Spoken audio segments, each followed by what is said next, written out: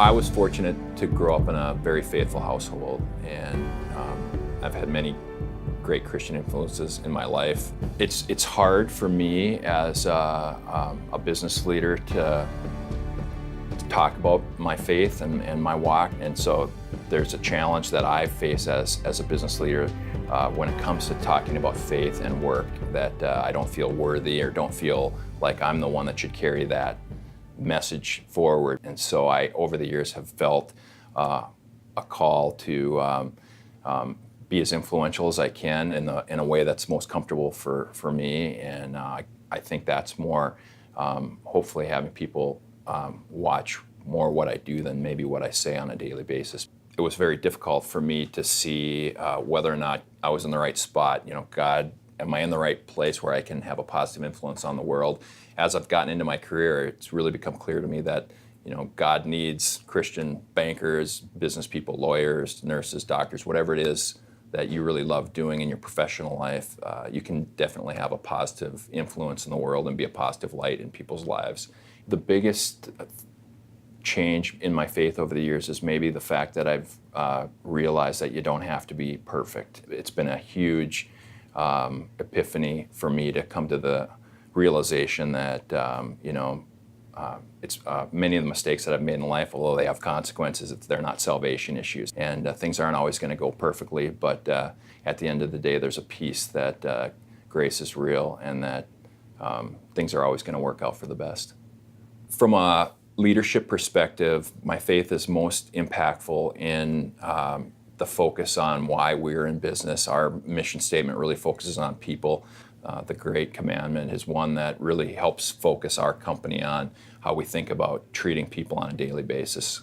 Our ownership group and our board of directors have been very instrumental in allowing us to invest in people's lives, not only from a team level, but also in the community as well. And I think our Pay It Forward program has been a way for us to inspire and to show that, hey, it doesn't take a lot of dollars. Just the act of looking around and making sure that we're always trying to look for ways to make other people's lives better, whether it be through volunteering or small acts of kindness or investing some money that at the right time that might be helpful for a family or for an individual. I think that has been a huge blessing in helping build our culture. There is some challenges with capitalism in general, and so how you balance your faith with going to work every day and trying to make a buck. It's not always easy to balance, but the great benefit that we have as a company is a patience and a faith, and we're going to continue to do things the right way. We want to be very sensitive, I know, in our approach to our faith and our work, and bringing those two topics together, that we're very inclusive, and that the overarching message is that God loves people and people matter. That, I think, has been a very important component to the type of company that we're trying to build, and the type of culture that we're trying to build, and the type of people that we're trying to attract.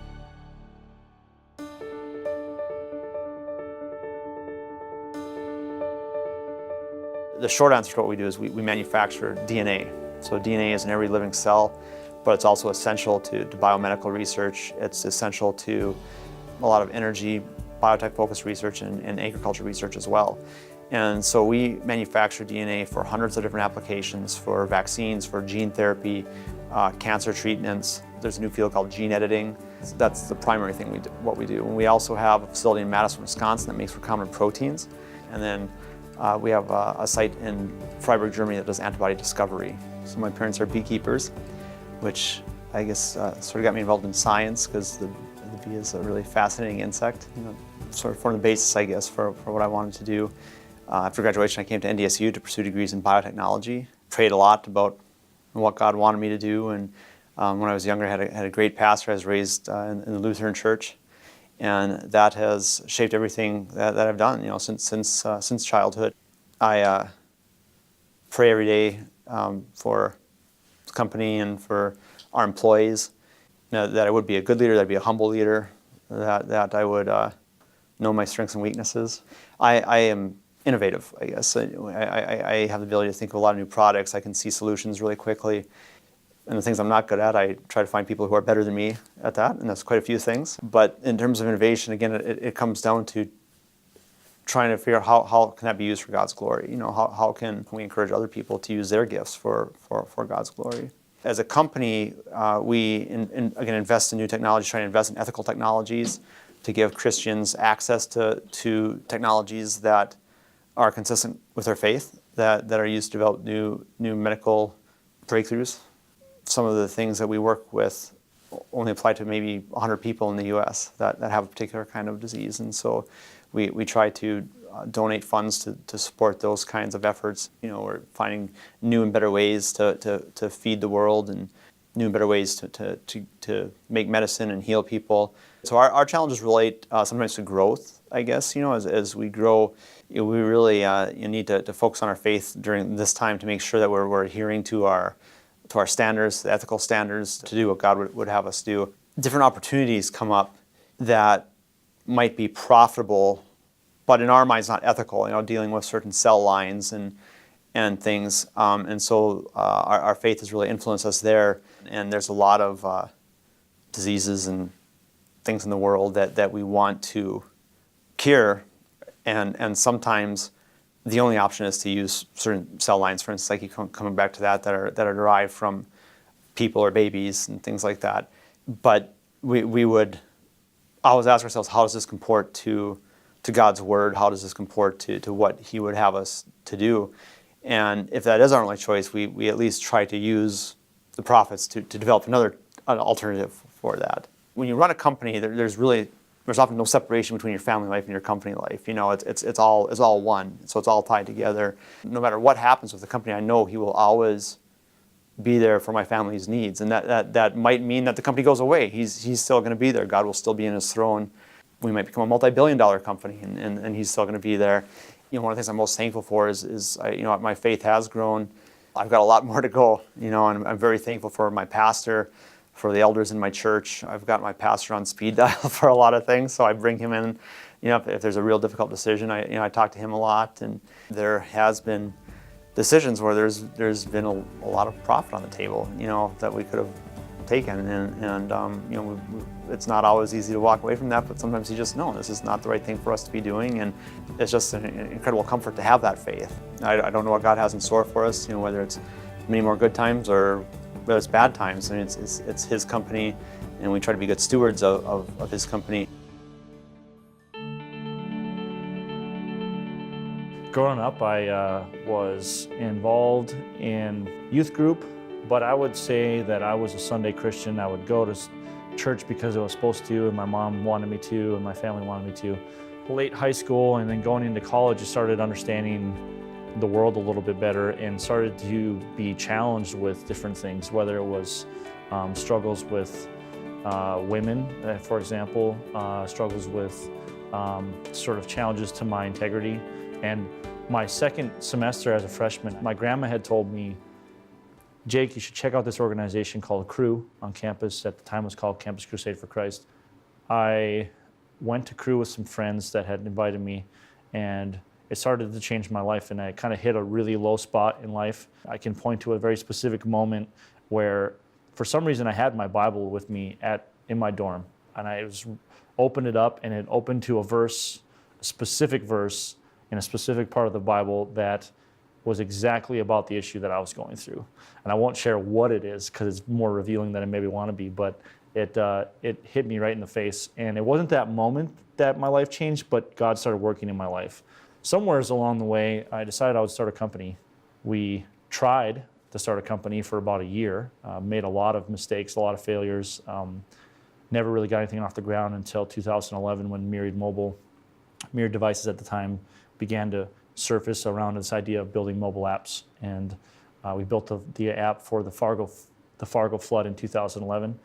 2 years later, I graduated just barely, 2.7 GPA. My mom loves me sharing it, so I figured I will. And we had about 15 part-time people on the team. And it was just crazy. We were all students, basically. But today we've got almost 40 employees, and we're having a good time in downtown Fargo, focused on building pretty cool software.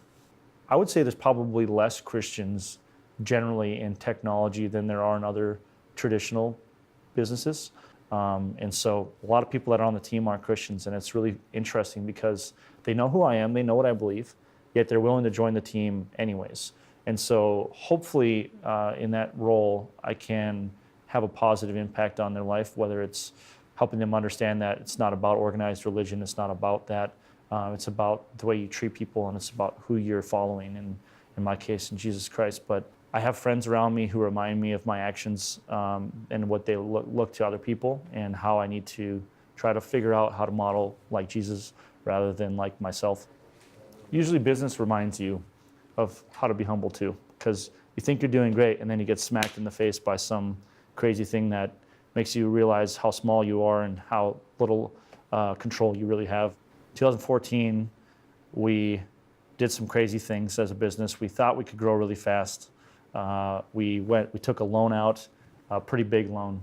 We started hiring. We hired sales teams all over the Midwest mostly, and it didn't work for 6 months. It didn't work, and we were losing tons of money, but we thought that we had it figured out, so we were kind of ignoring the fact that our revenues were not doing where they needed to be. We started hiring engineers before we had the work, and we had to lay off like 4 or 5 people, and that was like the hardest thing we've ever done, because some of these people didn't deserve to be not on the team, right? They needed to be here, but we couldn't afford to do it. And we sat there and we looked at this spreadsheet, and we realized that we were going to be legitimately broke within 3 months, if not 2 months, if we didn't make changes. And it was the first time in the company where I legitimately thought, like, I did not know how to fix the problem. And I did not know if we could do it fast enough, whatever the solution was, fast enough to not go broke. And it was a very scary time. And then I was gone for 1 week, and I come home to my wife, and we're talking, and I said, hey, I gotta sit down, I gotta like lay down or something. And I started having this sort of, I didn't know what it was at the time, but I was having an anxiety attack. I laid down, and I just had to, like, I couldn't even hang out with anybody that night. I was just like totally being destroyed by this. You feel like you're drowning, you can't breathe, it's like horrible. And I couldn't really figure out where it was coming from and why I was struggling, because I'd never had this before. Luckily, one of my business partners was with, and he said, hey, when I've had this, I just got to pray. I took his advice, and I sat down and realized I hadn't prayed about any of the situation that was going on for like the last 2 weeks. I was just thinking I need to solve it myself, and I was going to be the one to fix it. And that's never the case. And so I started praying about it and started to realize that I'm not in control of the situation anymore, and I need to put this back in God's hands. And amazingly, as you would expect God to do, we were pulled out of this flaming ball of fire that was coming down on us, and we made it out of that situation. And in 2015, we started to turn the thing around, and we're back on track. But the problem is, how do you remember that all the time, and how do you remind yourself that you need to like thank God for these situations, and not think that, oh, you've overcome, Jake, you fixed this problem, you're the one that, you start to get that pride build up constantly, and that's something they need to be reminded of. And God does a pretty good job of smacking me in the face once in a while when that happens. But if I didn't have faith at that time, if I was not following Jesus, I don't even know, I think I probably would have gave up. As an entrepreneur, you learn how to fail. And as a Christian, for me, it's like every day you fail somehow, and you're not perfect. And so the battles are similar, where you're fighting against sin in one world and you're fighting against business failures in the other world. Maybe that's why I'm getting better at the entrepreneurship side, as I learn about my faith and how I need to battle through that every day. And entrepreneurship is one of the most intense things you can go through, especially in the bad times. And it's constantly, one day you're way up here, and 20 minutes later you're at the bottom, and then you're back up again, and then you're in the middle and levels for a while. As an entrepreneur with faith, I think you can take better risks, you can take bigger risks, you can be positive on the negative situations. I don't know how some people who don't have a faith, how they can even do entrepreneurship. I think it's insane.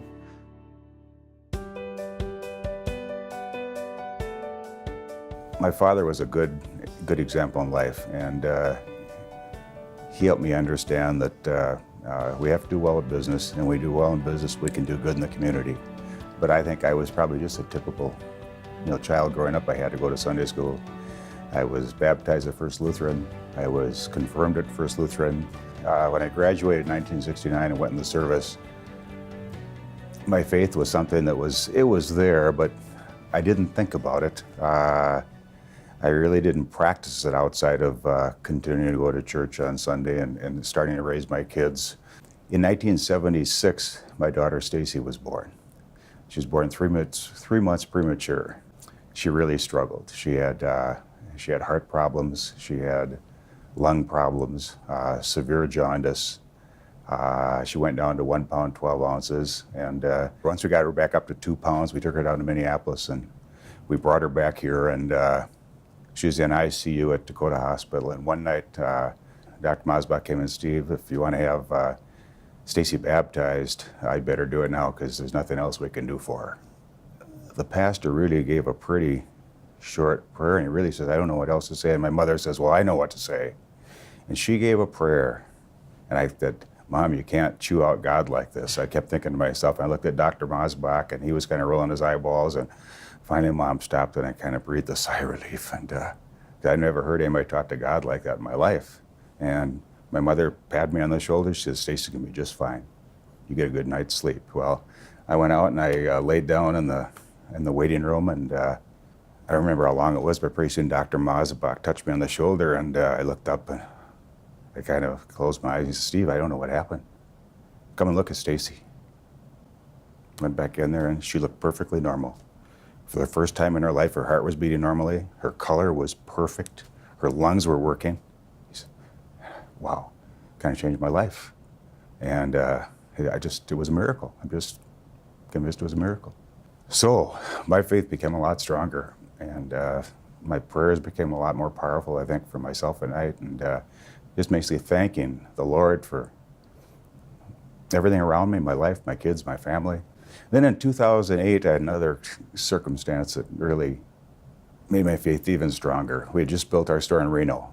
Everybody knows what happens. The economy had crashed. And all of a sudden, the bankers that had guaranteed our loans would be there weren't there. And I just prayed at night that something would happen. Somebody would look at our statement and say, we'll stand behind you. Then one morning I woke up and I just felt this is going to be the day. And I went in the office, and State Bank of Fargo they're the one that had stayed with us. And I got a call that morning from Bankers Trust in Des Moines, Iowa, we'd done a little business with, and said, Steve, we look at your statement, there's no reason that we can't take half the loans out in Reno. I thought, wow. And I think, again, my prayers were answered. And I think since then, I've just had a powerful faith. And we share it here at work. Those two events kind of changed my life. I wish everyone could have those two type of experiences. And it bring them closer to the Lord. Here at work, I'm not bashful at all to share my faith. January 24th, we celebrated last year, and we had 700 people out the Holiday Inn. And I kick off every one of those events with a prayer, just thanking the Lord for our great associates at Shields and for the families that support them at work. Thank Him for His guidance during the year, and I just hope I can reach out and maybe just touch someone in the audience, either an associate or an associate's spouse or family member that will think, boy, maybe something I should think about as well. Every year at Easter and at Thanksgiving and at Christmas, we run a half-page ad or a third-page ad, I guess it is now, in every publication in all 25 of our markets. The ad about Easter is obviously the crosses, the 3 crosses, and He is risen. Happy Easter from Shields. And at Christmas, of course, He is born in a manger scene. Again, hopefully just to reach out and let them know that as a private company, we're not bashful about doing this at all. I've only had one complaint that I can remember about sharing our faith to our customers. And I had a customer call from Springfield, Illinois. And he said, Mr. Shield? And I said, yes. I said, I just want you to know, I love your Springfield store, but I don't like the fact that you connect God with your business. And I said, well, that's the great thing about our country. I said, as a private business, we can put that ad in the paper. And as a private citizen, you can choose where to shop. I said, we just chose to do that because we think it makes a difference, and you can shop anywhere you want. And there was dead silence on the phone for a little while, and he said, well, thanks for taking my call. We get more comments and more thank yous for running those, and I just feel real good about customers noticing and maybe making them think just a little bit about their faith. All through the corporate office, and I think all through the company, people know what I'm working on because I'm proud of it. And I have them, ask them to get involved. I encourage them, volunteer efforts, whether it's something as simple as the Girl Scouts or the Boy Scouts, if it's something as simple as working in their church, we encourage them to just, get involved. And I think when you lead by example, it's a lot easier than saying, we'd like you to get you out and do this. I'm just, I'm proud of our culture. I'm proud of the 5 kids that I've raised and the 12 grandchildren now, because I think they all have a stronger faith, and hopefully I had a little to do with that. Very comfortable in my faith, and I'm just, very happy to talk to others about it and spread it through our organization, both our customers and our associates.